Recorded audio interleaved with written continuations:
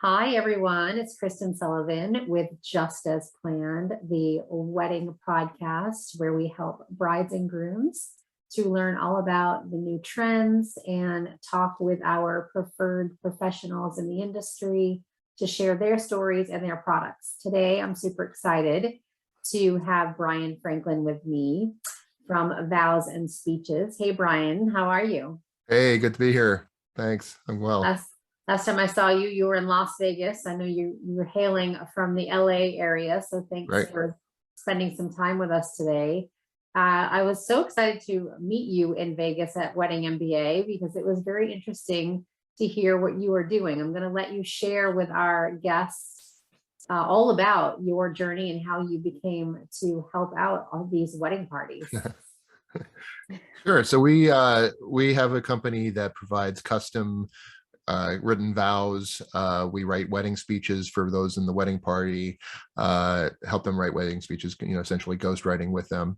And for new officiants, for people perhaps that haven't done a wedding before or that are doing it but want to do it less generically, we help them write custom scripts. So it's a fairly new service for the wedding industry. There have been some people that have done it, but most of the planners and venues that I've talked to have never heard of it, and so it's a new niche, and we're excited to hopefully be leading it. Yeah, it's so great. It flashes me back to the Wedding Planner movie where J-Lo's speaking into her little headpiece, and the best man is basically relaying what she's telling him, and that's in a sense what you're doing. You're helping there's a few great things you're doing. You're helping the bride and groom to write their vows if they're not writers, which obviously you have a very extensive history in writing, so it's easy for you. But for some people, it's really hard to even just write out a card. Yeah, I mean, not everybody is a great writer or a great public speaker. Some people that even the ones that may have trouble, like if you're writing your own vows, they may have trouble just wrapping their arms around it. It's too big, there's too much emotion. So it helps to have somebody that's not as emotionally tied to the situation to write it. But then, again, in regards to wedding speeches, those have the potential of being disastrous. And, every wedding planner that's experienced has a story or stories of wedding speeches that have gone wrong, either by virtue of somebody saying something embarrassing or them just going on too long or rambling. At worst, they are disastrous, and more often they're just weak. And our hope, it's a part of the wedding that a lot of people love to see and love and love to hear. And our hope is to make those sections more powerful and more entertaining, and where appropriate, funnier. I think some people that are doing wedding speeches think that this is their opportunity for stand-up, and it's really, while you can be funny and you can be very funny, it's important to keep your eye on the goal, which is to make the bride the couples, whether it's a bride and groom or two brides or two grooms, make sure that they're comfortable and happy and enjoying it, and it's their show. So we just want to make sure that these are powerful moments, and that they hit the way that the couple would like them to hit, and that they're not subject to disaster. Which, yes, unfortunately, we have all seen this. Yeah. As a planner for 25 years, I have pulled the plug a few times on microphones. Oh yeah. That's never fun and never easy. To walk up there awkwardly, and we sometimes do it as the power has gone out, or something's happened. The poor DJ or the band get blamed, but it's Right. to save face, right? So, but I've heard stories. I've heard stories where some planners or DJs who might be running the reception in those cases feel uncomfortable doing that. That maybe it's the person, maybe it could be the person that has paid for the wedding, or simply somebody very important that they're just worried about offending. And so, I think the bigger thing that the more common thing is that somebody just gets too many drinks in them, right? And they just don't nail it, right? And they start going off the rails. And I think our goal in those situations is to make sure that they have a script that's 3 to 5 minutes, maybe most likely 3, that's in front of them, that they can have in their hands, in large enough font where they could see it, not on a phone, of course, because you don't want the lighting coming up from below, and something that they can see and read. And that way, if they've had 15 bourbons, that at least there's some kind of box around the whole thing, and they can, there's a beginning and an end to it, and it's something they've worked on. It's a great process for the couples when we're doing vows. They love doing it. It's a 30-minute interview where they basically get to talk about their relationship and all the things that they love about it, and they love about the person that they're marrying. And so it's great fun with, with the speeches part of it. It's likewise, it's all fun stories, and it's an enjoyable process, and we just want to make it so that in the end result is fun for everybody, especially the couple that might be paying for it. So you do actually meet with, if it's the vow side, you're actually meeting with the couple first to dive into a little bit of their history, and yeah. So that could be anywhere. So it's all over the phone or on Zoom. So we'll have a quick call to say, hey, okay, what kind of wedding is this? Tell me about the tone of the wedding. Do you want it, is there a religious aspect to it? Do you want it very straightforward? Do you want it, something different than normal? Do you want it funny? Do you want it to be funny? Do you want it to be really funny? And because some people want their wedding to be a laugh a minute, right? And most people want it to be somewhere in between, right? They want it to have some elements of humor and mostly romantic. And so we start by a real quick call with the couple to say, hey, what kind of wedding this is. And then I schedule a 30-minute call with each of them to get all the raw materials. And so the end result is really something that it's largely their words. It's going to be something that comes from them, and we just help arrange it and package it. And there will be times where we'll add to it, but of course we're adding based on the things that they have said to us, and perhaps adding some flourishes. But they're the ones giving us the raw materials. We just kind of assemble it. And so the other side is the best man or maid of honor, or even father of the bride speeches. Mm-hmm. And do the bride and groom or couple have say or input? Do they see that, or is that all kind of super secret until wedding day? I don't think. Short of, I guess it depends on if the couple is paying for it and they really want to make sure that it's okay with them. I suppose they're the ones paying for it, so we'd have to observe that. But I think for the most part, you want to preserve the element of surprise here, and put trust that in us, as in Vows and Speeches, that we will make sure that there's nothing that's really embarrassing or offensive, and that sort of thing. But in the end, it's the person speaking. It's their responsibility to make those decisions, and some of them, I suppose, could make bad ones. But if there's something really, really questionable, we'll block it. Which I'm sure is very much appreciated. And you mentioned earlier, even for people that are new officiants, I hadn't thought about that aspect of it, in that there are so many people that are doing spiritual ceremonies or non-religious ceremonies, and they're asking friends or family members or colleagues to, for the first time, become ordained online and perform a ceremony. And I've had a few challenges where the officiant will forget to ask people to sit down, and then so the photography becomes a little bit of a challenge. So I love that that's also an option that we can offer officiants that we know have never performed a ceremony before, because it's not the same as just speaking to a group. It's really nerve-wracking. Yeah, and I officiated a few weddings myself, and the first time that I did it, I looked online, and like everyone else does, and what are the elements of a wedding that you have to make sure that you do, and remember to do the ring part, and make sure you the kiss part, and there's certain things that have to be in there, of course, and those that are experienced will know, okay, everybody please sit down, and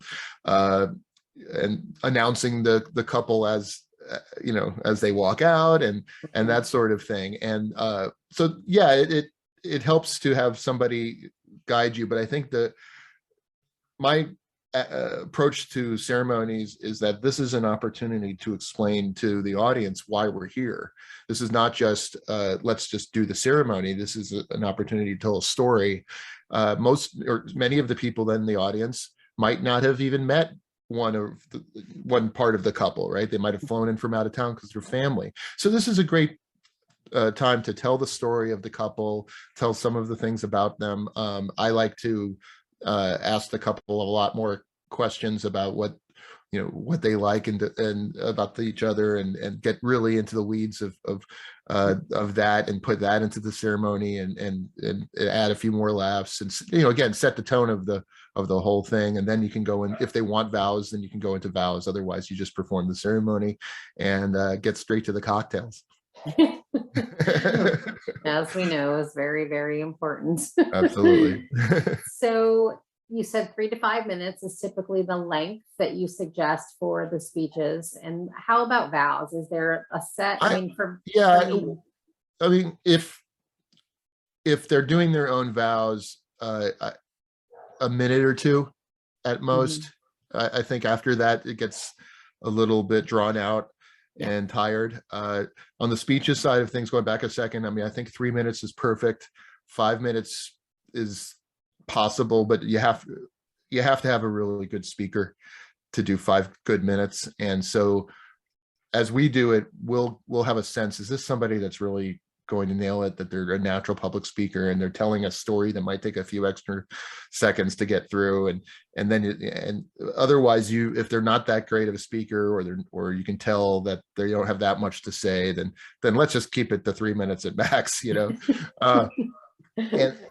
maybe they're not that great of a reader, right? They might not be good at reading something off a page. I've run into that once or twice. So where you have to revise the script to make sure it's something that they can get through comfortably.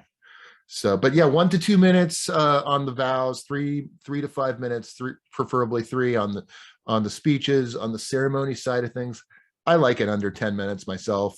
I mean, I think that you don't need to go that much further, especially if they're doing their own vows. But that's up to the couple. If they want to extend it with passages and things like that, then of course it's their show. I've seen where they add in music and readers and things like that. And that's, again, you risk timing and losing people, and depending on the elements. Might be hot out. Right. Yeah. The ceremony is fraught with danger, right? And it's a nervous moment, that it is the moment for the couple, and everybody's buzzing, and so sometimes you just want to just swing it and hit it. I had a group, the bride and groom, that came in from California to Nashville this past weekend, and with the intention of it being a cooler wedding. They didn't want to be married in the hot heat, so they thought, a little bit on the cooler side. Well, what they didn't expect is that we experienced the tornadoes this past weekend, and with that came a lot of wind and a lot of cool, damp weather. And so all of these Californians, much like yourself, were freezing, sitting there, with a 20-minute ceremony planned. I was speaking to the officiant, which happened to be the bride's twin sister. And she said, I've got to cut this short. People are going to be so cold. They're already out there freezing. Yeah. And so you have to always think of those things. And, if you're thinking of a 30-minute ceremony, cutting it back to 10 minutes is probably a good idea when you're in these situations. So having help with that is so appreciative. It's a little, all the little things, right? I mean, from your work in creating preparatory kits, I had a person that was giving a speech, and it happened to be raining that day, and the rain started to wash away the ink on the paper that she had printed out. So it even helps to have like a backup to that, whether it, electronic or even another set of papers, just to make sure that, something happens, you're ready for it. I always ask for copies of the vows. I don't share them with anyone unless I'm told to, but I said, I always need 2 copies, whether you have one of the couple putting it in their pocket, or the officiant having a backup stuck in a book. It's exactly what I've seen happen. I've seen a piece of paper literally blow out of someone's hand, and they're like, "Ah."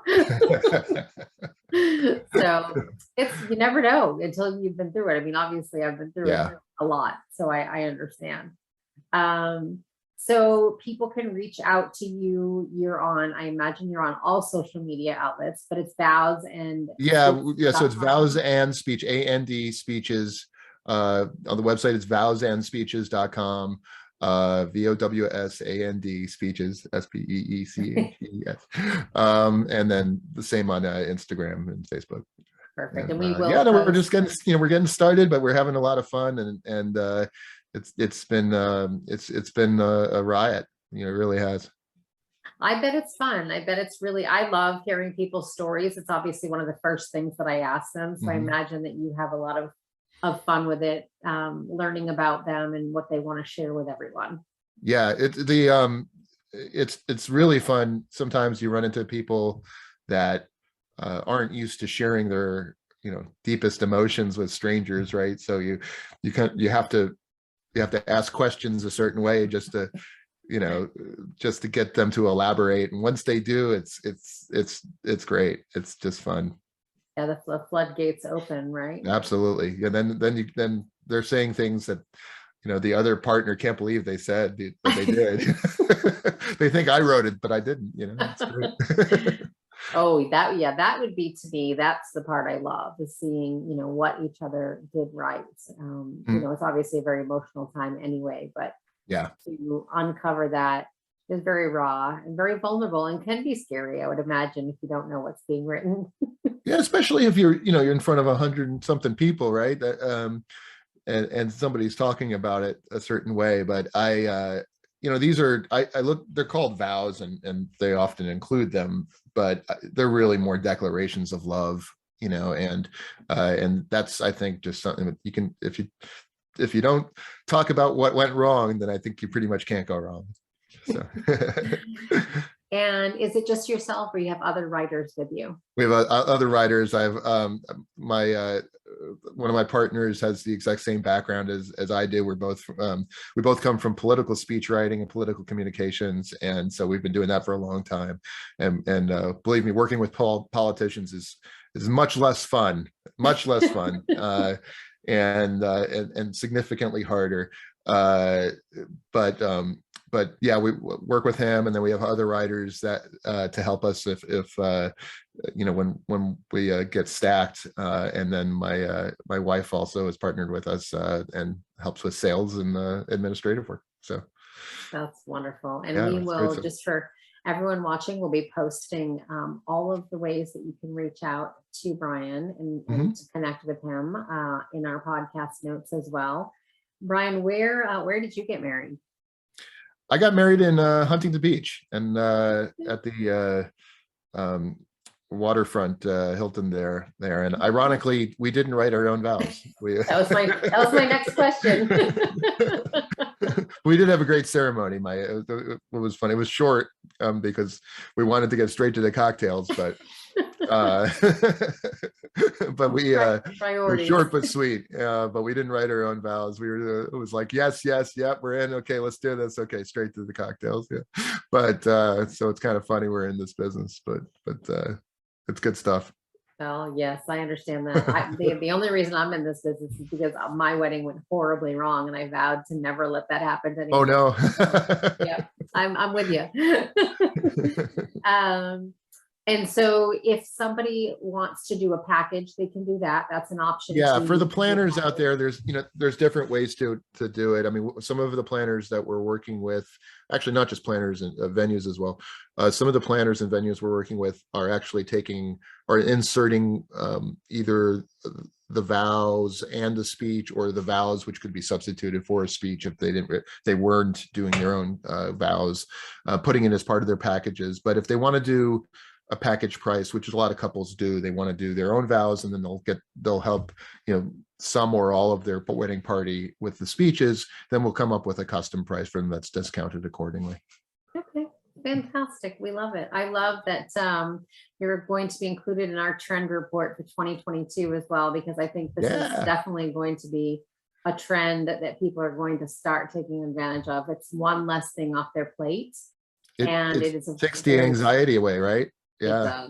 It does. People get so nervous about this part. And when I always look at grooms walking down the aisle, and if they have to try to remember something, I'm like, don't torture yourself. Yeah. Just read it. Well, you meant in mentioning that, I think it's one part that we didn't discuss is that it's really important for the couples to practice, if they're doing the couples or the whoever's speaking, as part of the speeches, to spend time practicing it and reading it out loud. And one of the things we do as part of our service is a quick session where they'll read it to us and we'll provide some feedback. Hey, you might want to emphasize this word for comedic effect, or slow down here, or this section's not really working as well, so let's make a tweak here. But the delivery is really important, and especially with the vows, when you're so emotional, you want to have read it enough times to where you can read it comfortably, almost off the top of your head, but at least not where it sounds like you're reading it for the second time. And that way, when you get shaky and when you're so emotional, and you can get through it a little bit easier. So that's one of the things that we do is help practice that. But from a timing standpoint, while we could do emergency sessions where somebody calls us, we need to write something super quick, it's better, and we could do that within a day or two. It's much better for planners to help the couples, or the venues to help the couples build in enough time to where they will actually be able to practice it. It's familiar enough to them, and then they can have it's not worry about the performance quite as much. It is always something I try to get people to start thinking about, at least a couple of months out. I said, just jot down a few words and you're going to get stuck, and you just have to keep going. So now it's nice that I can say, listen, I've got a resource for you. You're not going to have to get stuck. Yeah, that's us. So happy to help. So, well, that's so great. Well, thank you so much, Brian. Appreciate you being here. Thanks for having me. Whole mission is for people's weddings to go just as planned, and we are providing resources for all aspects of the wedding to help people. And so you are obviously a very key and important part of the wedding. It's great. It's great to hear that. And Kristin, thanks for having us. Really appreciate it. Okay, we'll talk to you soon, and happy holidays. Same to you.